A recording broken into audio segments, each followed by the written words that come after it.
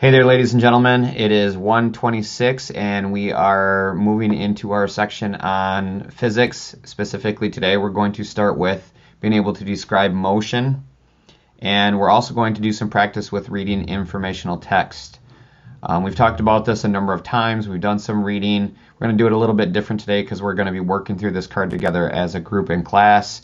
Those of you who are at home, you're just going to need to make sure that you're reading this. What I would suggest that you do is read it out loud. We're going to do something like that in class today, so to get the kind of effect that we're having, read it out loud at home.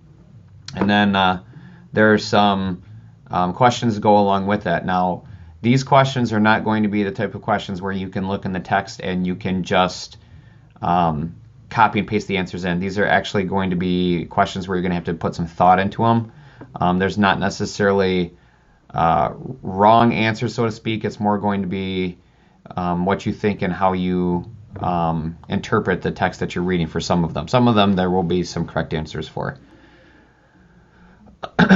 One thing I want to make note of, we talked yesterday about taking and copying some of our important materials links and then pasting them into our input, and you're going to do that with the reading assignment today.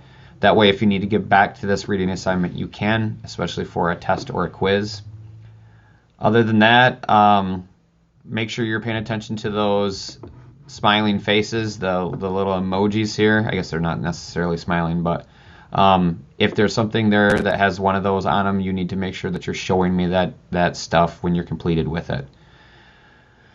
I think that's about it. If you have questions, make sure that you let me know. Make sure that you're following directions and that you're budgeting your time, and we will see you back here tomorrow.